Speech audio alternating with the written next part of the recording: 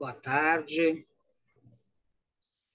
Estamos aqui hoje no Morada Acadêmica para discutirmos uma questão bastante importante, que é a questão da escolha, né, na orientação profissional, uma área também bastante recobrada, até pela complexificação do mundo do trabalho, da precarização das relações no mundo do trabalho e também por conta da questão das recorrentes reescolhas profissionais já de várias outras gerações que vêm, né, procurando formações outras além daquelas originárias na sua juventude. Então, a questão da escolha profissional como um projeto de vida dentro de um viés, de uma perspectiva que é a psicologia sócio-histórica. Para isso, nós utilizaremos de alguns materiais. Primeiro, um artigo muito interessante que está na revista Psicologia da Educação, de 2006, que se chama A Escolha na Orientação Profissional, Contribuições da Psicologia Sócio-Histórica, da professora Wanda Junqueira Aguiar, lá da PUC de São Paulo, que é um núcleo muito forte, né? Também tem Ana Bock, Sérgio Ozella, uma série de autores e pensadores que constroem até uma nova perspectiva de trabalhar com a questão de projeto de vida e escolha profissional, superando, não é, uma visão psicometrista, uma visão curativa, uma visão diagnóstica, que era muito comum, né, nas origens da psicologia brasileira, com o nome de orientação vocacional, né? Como se o sujeito tivesse, então, ou nascido, não é, com uma natureza, um dom, uma vocação para determinadas atividades, labores no mundo do trabalho.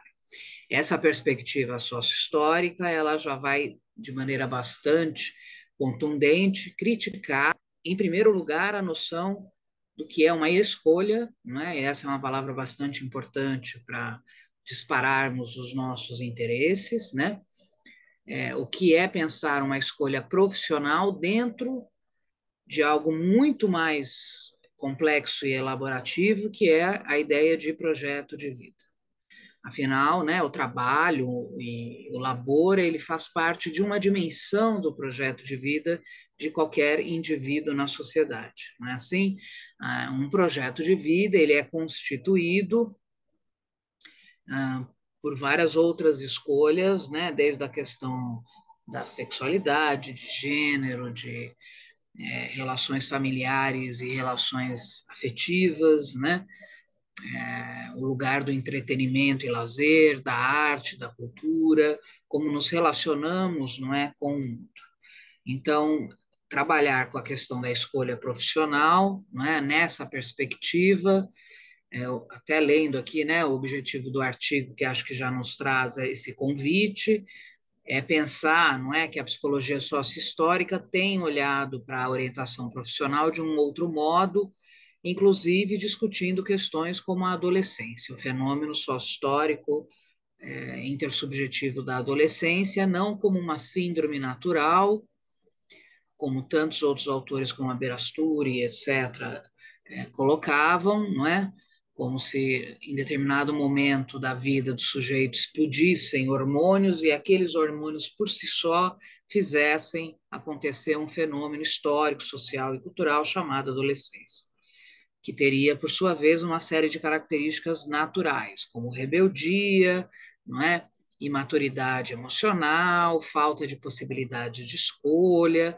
Então, a visão sócio-histórica ela vai combater de maneira bastante provocativa essa noção de adolescência, então recolocando a questão da adolescência como um processo multideterminado, em que cada época história assume determinadas características, né? E, portanto, não tem nada de natural, a não ser simplesmente uma base biológica que realmente acontece, não é? Há mudanças hormonais, biológicas no corpo do sujeito, mas essas mudanças não são por si só, não é? Elas as únicas responsáveis por uma série de outras contingências, características e marcas singulares da adolescência, né? Então a gente entende o social e o psicológico, não é? Numa unidade contraditória, dialética, né? Esse jovem, ele assume as marcas culturais do seu tempo, ele replica essas marcas, inclusive na própria escolha profissional, né? Então, quando a gente pensa num trabalho de orientação profissional, nessa perspectiva, né? E aí venho mostrar o livro, que é um belíssimo livro, A Escolha Profissional em Questão, organizado aí pela Ana Bock, tá? Da Casa do Psicólogo. É esse o nosso livro aqui de perspectiva e meta, não é? Para falarmos um pouco dessa questão de como trabalhar com esta questão, né?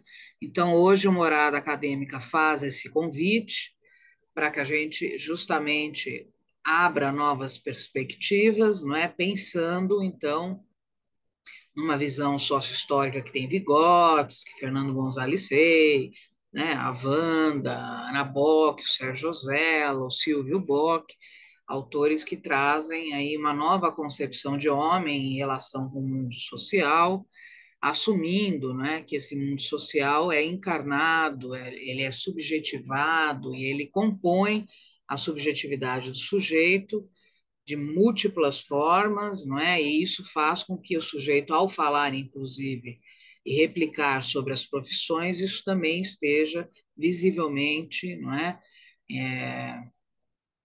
Determinado, contaminado das marcas do seu tempo, né? Então, hoje, essa é a nossa temática, é o nosso desafio e também algumas dicas de como trabalhar, então, com essa nova perspectiva. Bom, então, para trabalhar com isso, nós estamos lançando alguns desafios, não é? E um dos grandes desafios é discutir justamente duas outras questões que eu digo que são colaterais, mas são contingencialmente importantes, que é a noção de projeto de vida e o processo de escolha. Falar de projeto de vida hoje, no ano de 2023, se tornou quase uma moda, até porque isso se tornou um projeto transversal de base curricular, não é, do MEC. Então, hoje você tem no ensino médio disciplinas que tentariam, de modo transversal, assumir essa responsabilidade para discutir com o jovem o que é projeto de vida. Há toda uma discussão bastante polêmica se isso, de fato, deveria ser feito desta maneira, né, protocolar, disciplinar, ou se essa é a matemática que deveria vir, né, aí de fato transversalmente em todas as outras, né? Então há uma discussão polêmica em torno dessa questão. Fato é que esse chavão, um projeto de vida, passa a ser algo importante no campo da educação desde as diretrizes básicas, né, de 2004, 2006, e vem sendo repensado isso com bastante força, né?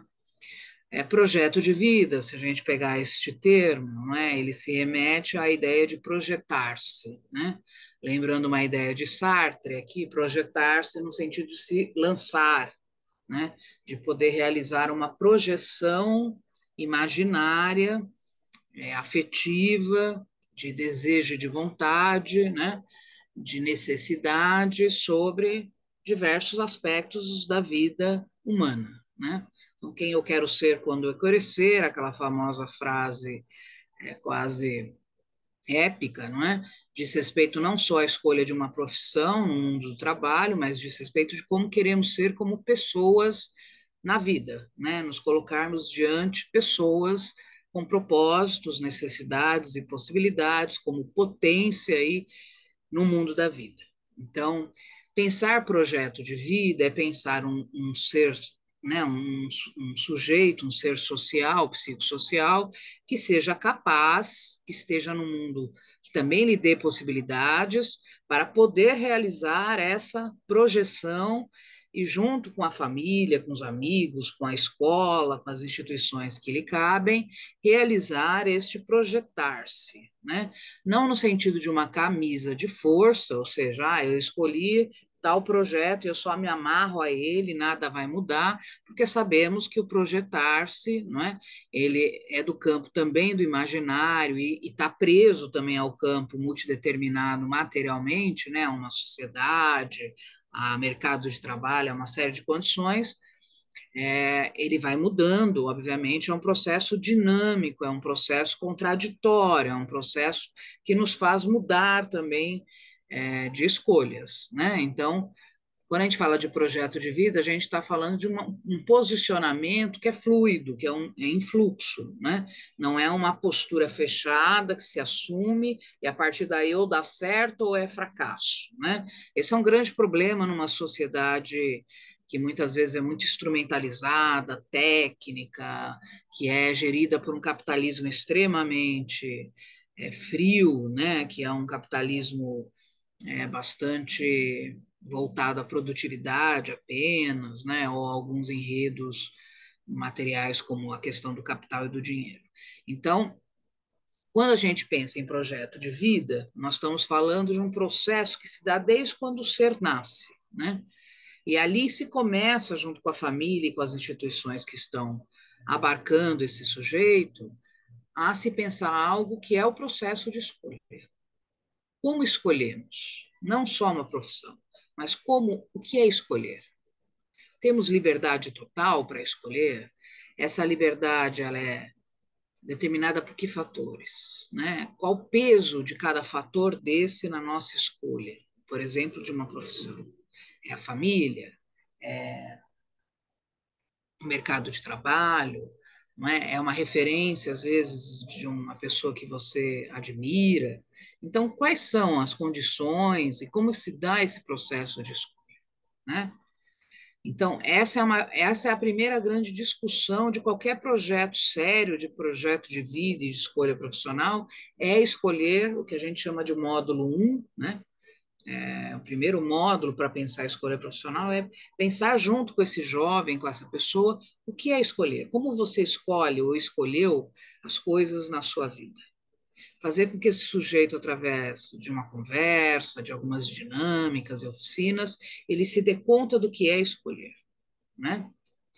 Isso é o primeiro grande passo, a primeira grande perspectiva promocional de saúde. Pensar a escolha como um grande, né, passo dentro de um processo de escolha profissional.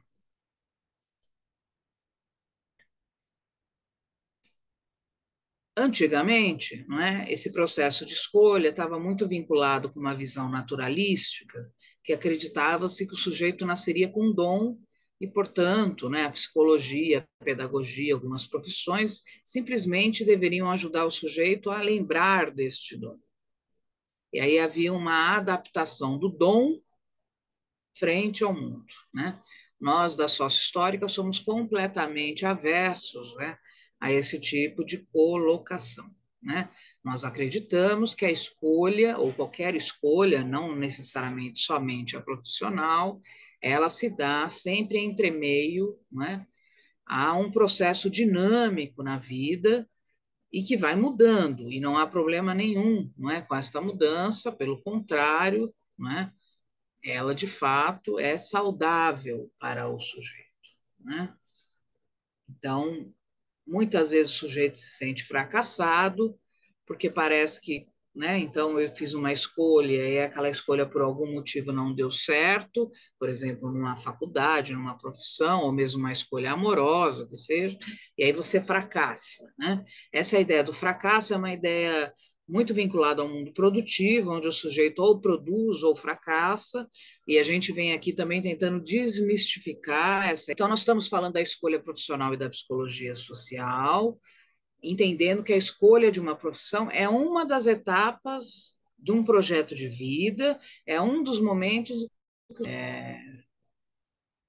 espaçosa, até porque na nossa sociedade, principalmente para a classe média, média alta, escolher uma profissão envolve um momento alargado da adolescência, né? Então você tem vestibulares, você tem cursinhos, você tem orientadores profissionais e vocacionais, né? Antigamente você tinha os testes, então é toda uma preparação da sociedade, daquele sujeito por uma fase da vida, para ele poder escolher uma profissão. Aliás, essa é uma das invenções, né, quando se fala de adolescência, é expandir esse período para que o sujeito fique aí quase que in vitro para poder ser jogado dentro do mercado de trabalho e produzir aquilo que aquela sociedade espera. Isso é de uma violência extrema, muitas vezes, não é? Então, a gente está entendendo que a psicologia pode ser uma ciência, uma profissão que nos ajude, que ajude a esses sujeitos de uma maneira muito maior, muito mais abrangente do que simplesmente escolher uma profissão. Escolher uma profissão começa, portanto, com um processo de autoconhecimento, né? E esse é um processo que envolve parar, dialogar, encontrar os seus iguais em grupos de jovens, mediados por profissionais, para que a gente consiga refletir sobre quais são suas vontades, suas paixões, suas habilidades, né, seus valores ético-morais da sua família, da região onde você mora, porque tudo isto vai compor, não é, essa ideia de um autoconhecimento que vai, então, iluminar, de certo modo, não é, uma certa, talvez uma maior facilitação diante as escolhas da vida. Né? Esse é um processo de autoconhecimento que não se faz uma única vez, é um processo modular aí de um trabalho de vários encontros, onde se reconstrói, por exemplo, álbum de história de família, não é? Se fala um pouco da sua história, da sua infância, do início da sua adolescência, se você está falando de reescolha profissional, como é que foi a primeira formação, né? As suas decepções e as suas glórias, as suas conquistas, o que ficou de bom, né? No que você aprendeu, ou aquilo que de repente não fez sentido. Então, este conhecimento pode ajudar, né, a alinhar essas suas competências e neste novo mundo, né, com tanta complexificação, técnico, especialista, milhões de profissões, não é? Para que você possa, então, começar a pensar a escolha profissional.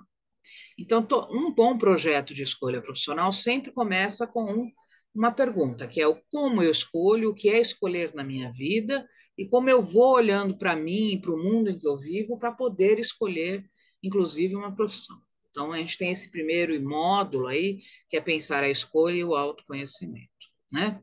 Pensar essa escolha envolve, então, reconhecer que há fatores externos importantes. Há expectativas dos familiares, que muitas vezes acham que você tem que escolher uma profissão que dê dinheiro, né, que dê reconhecimento social, é, a questão do gênero, isso é profissão para um homem ou para uma mulher, né? É uma profissão que não tem visibilidade no mercado de trabalho, então há pressões sociais de várias dimensões, não é?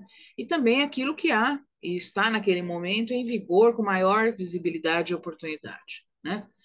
Então, por exemplo, será que hoje, né, pensar nas profissões ligadas ao mundo da tecnologia traz um engrandecimento enorme, não é, com relação a, por exemplo, décadas, quase o século passado, em que a tecnologia ela ocupava muito pouco da nossa vida. Então, hoje há uma tendência muito grande dos jovens, muitas vezes, buscarem profissões ligadas à tecnologia por conta dessa visibilidade, dessa pressão social em que há, né? Então, esse é um exemplo claro de como isso pode vir, né, a afetar uma escolha profissional, né?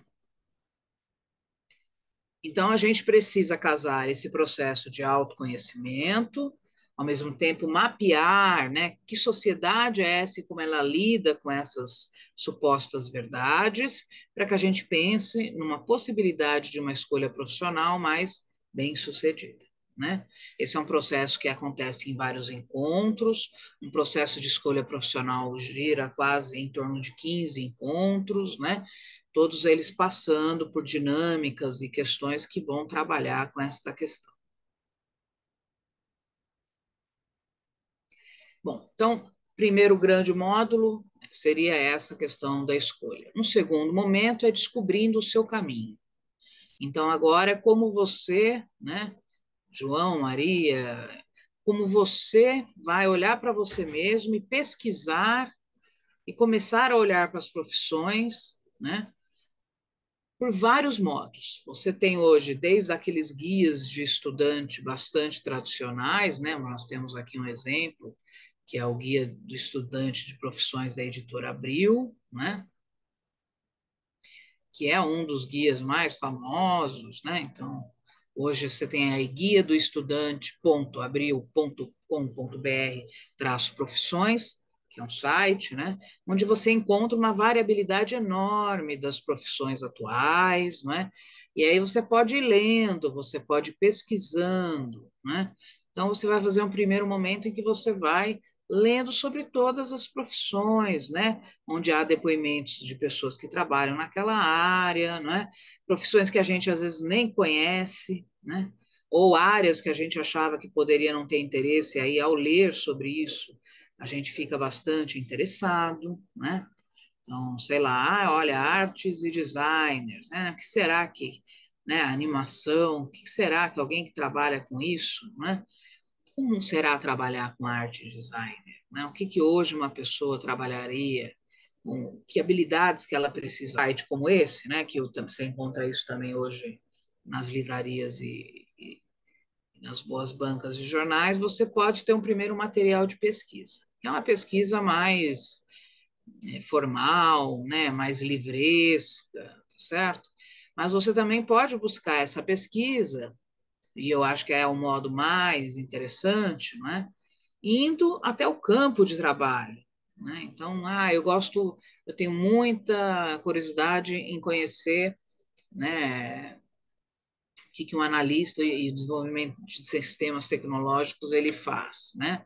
Então, eu posso talvez conseguir marcar uma entrevista com alguém que trabalha com isso, né? Esse grupo pode se reunir, o próprio orientador profissional chamar alguém que trabalhe com isso, né? Esse é um dos modos que a gente pode também, não é? Trazer, não é? Essa forma de conhecer as profissões, tanto do ponto de vista informativo, quanto do ponto de vista, não é? De vivência, tá? Uma outra maneira é muitas vezes a gente trabalhar com simulações. Então, você monta uma empresa de um produto e cada pessoa vai ficar responsável em fazer algo nessa empresa que pense que tem algum tipo de identificação com aquilo, né? Então, eu acho que eu trabalho bem com isso na parte do marketing. Então, eu vou fazer um marketing desse produto. O outro vai trabalhar com a parte de vendas. Então, a gente faz uma simulação de um negócio, não é? Para poder verificar como isso poderia acontecer, né? Então, esse é outro modo também bem interessante, né? Então, esse é o caminho 2, descobrindo o seu caminho, como pesquisar e buscar conhecer para a gente começar a pensar num processo decisório de uma possibilidade de algumas escolhas, né? Então, esse é um segundo módulo, vamos dizer assim, do nosso trabalho. O terceiro módulo aí é pensar nas escolhas um pouco mais filtradas. Bom, diante de tudo isso que eu já escolhi, junto com esse profissional que também me ajuda a mediar esse processo, como eu vou decidir agora quais são as profissões possíveis para mim, né? Então, eu continuo a conhecer, vou tendo vivências mais próximas a determinadas profissões, vou procurando, né? Nas próprias redes sociais, você hoje tem outros meios bastante interessantes para a gente pensar essas escolhas. E aí você já faz uma primeira peneira, né? Diante as escolhas possíveis, tá certo? E aí você começa um trabalho que a gente tem todo um inventário de habilidades, dividindo as áreas. O aluno ele pode sentar com o psicólogo e ir analisando esse inventário para tentar fazer esse funilamento, tá? Então seria a parte 3 aí. Depois nós teríamos também, não é, a própria questão de procurar profissões hoje que estão em evidência, né? Quais são hoje as profissões que estão mais em voga? Vou dar um exemplo, né? A psicologia, por exemplo, é hoje uma das profissões mais procuradas, né? Isso não acontecia 20 anos atrás. Hoje ela é, junto com medicina, publicidade, uma das profissões mais procuradas. Por que será que isso acontece, né? Então, discutir isso também promove no sujeito a compreensão de que as profissões se transformam no mercado de trabalho, né? Então, hoje, trabalhar com tecnologia tem um grande peso do ponto de vista financeiro, etc. Mas será que daqui a 30 anos isso ainda vai ser assim? Então, se você escolhe apenas por conta da questão do mercado de trabalho, você pode se tornar um profissional que não encontre satisfação pessoal, que não encontre, né, algo que faça sentido, não é? Pensando nessas questões. Então, aqui nós temos um ranking de profissões, né, que hoje são profissões em destaque. Bom, eu quis trazer para vocês algumas perspectivas, né, para que vocês entendam que então trabalhar com uma escolha profissional não é algo tão simples, você não faz simplesmente um teste e sai lá um diagnóstico para o que você serve, né? E é um processo dinâmico, que pode vir a mudar, você pode começar uma universidade, uma faculdade e mudar, não é? Isso faz parte desse processo. O mundo hoje nos oferece uma grande possibilidade de especialidades técnicas, tecnológicas, então tudo isso colabora para que, né, a gente possa fazer e participar de um processo de escolha profissional muito mais complexo, né, e ao mesmo tempo afetivo, que a gente possa pensar sobre as nossas escolhas, né, e entender que o mundo do trabalho ainda é hoje, apesar de toda a sua precarização, um dos grandes eixos, né, de vida. As pessoas hoje elas ainda se legitimam por ter um trabalho, por ter uma remuneração, por ter um sentido vocacional profissional, né? Então eu sirvo para isto, né? As pessoas geralmente se apresentam muitas vezes pelas suas profissões. E então isso é algo que ainda, apesar de toda a crise no mundo do trabalho, ainda é muito valorativo, né?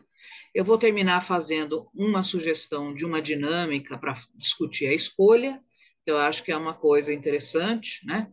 Que para vocês ficaria aí com uma ideia bastante profícua. Essa é uma dinâmica que você pode usar diversas desculpas para poder discutir o que é escolha, né? Então, é uma das primeiras dinâmicas que a gente pode fazer com os adolescentes, pensando na questão da escolha, né? Que é oferecer duas coisas para ele escolher, né? Então, você pode, por exemplo, falar para ele: olha, vamos em conjunto, e isso geralmente é feito em grupo, né? Muito mais gostoso, dizer: olha, vamos, por exemplo, vamos dizer que está um dia muito quente, né? E você tem que escolher entre dois tipos de sorvete de picolé, por exemplo, né? Então, você tem de um lado, você pode escolher ou picolé de abacaxi ou picolé de chocolate. E aí, inicialmente, você pode perguntar, a priori, o que que vocês gostariam? Vocês vão perceber que, normalmente, a maior parte das pessoas escolhe o sorvete de chocolate, né? E aí a gente vai fazer uma brincadeira que é dizer, bom, então vamos esquecer que vocês escolheriam isso e nós vamos fazendo perguntas, né? De sim ou não, e aí depois vocês vão reescolher se vocês realmente vão ficar com o sorvete de abacaxi ou de chocolate, né? Por que que essa é uma dinâmica interessante? Você pode usar outros tópicos para fazer isso, né? Então, ou escolher dois tipos de profissões também, né? Escolher, você prefere viajar para o campo ou para a cidade, né? Ou para uma cidade de mar. Então, você pode usar diferentes motes para fazer essa dinâmica, né? O interessante é fazer com que as pessoas comecem a perceber, né, que mesmo uma simples escolha de um picolé, por exemplo, há muitas coisas envolvidas, né? Então, por exemplo, uma das perguntas, o picolé de abacaxi é mais barato que o de chocolate? Sim ou não, né? O picolé de chocolate ele é mais doce, portanto, ele mata menos a sede. Se você está num dia de calor, né? Então, ele é mais refrescante o de abacaxi, por exemplo, né? Então, o chocolate é visto como na sociedade, né? Como aquilo que nos aquece, né? Que é todo mundo gosta de chocolate. Já o abacaxi é aquela coisa, né? Vou ter que engolir um abacaxi por dia, então tem uma imagem social. Então, esse tipo de dinâmica, né, você usa uma lousa, um papel e vai elencando todas essas observações, né? Quando chega no final, a gente percebe que algumas pessoas que escolhiam têm a sua escolha, né? Essa é uma escolha que parece um pouco primitiva, vamos dizer assim, mas ela faz com que aquele jovem comece a perceber que as escolhas que são feitas na vida, não é? Não são escolhas aleatórias, né? Elas são escolhas que tenham a ver justamente com isso, com uma visão social, com o preço daquilo no mercado, né? Ah, mas qual é a marca, né? Bom, o sorvete de abacaxi é da Que Bom, né? O sorvete de chocolate é um sorvete de chocolate caseiro que não vem com marca. Bom, então é melhor comprar o Que Bom que tem uma marca, uma validade, né? Então você pode usar uma dinâmica como essa, usando colunas e demarcando isso, para que esse jovem perceba, né? Vantagens e desvantagens que são múltiplas. E, portanto, que uma escolha no primeiro momento ela pode ser precipitada, né? Então, essa é uma dinâmica que a gente usa muito para discutir, por exemplo, o primeiro modo, que é uma escolha. Você pode usar outras desculpas, né? Você pode usar, você prefere um carro X ou Y, você prefere a profissão X ou Y, você prefere. Então, você pode ir adequando isso, inclusive, ao teu público, né? A população com qual você está lidando, né? Então, mas acho que a ideia da dinâmica é muito interessante, fica a dica, acho que serve aí para começar a mobilizar esses jovens sobre o que é escolher, né? E sobre o que é projeto de vida, né? O projeto de vida deles já está em andamento, não é agora que isso vai ser feito e nem escolhido. Espero que tenha ajudado, que isso tenha iluminado um pouco esse campo, que é um campo que cada vez mais necessário a ser pensado de maneira transversal e ampla, dialógica, né? E não simplesmente pensando numa visão diagnóstica, psicométrica, como se nascêssemos prontos para determinadas ocupações. Afinal, a vida é dinâmica, e que bom que ela é dinâmica, que bom que nós mudamos, que bom que nós nos reinventamos. Uma boa semana e o Morada fica por aqui.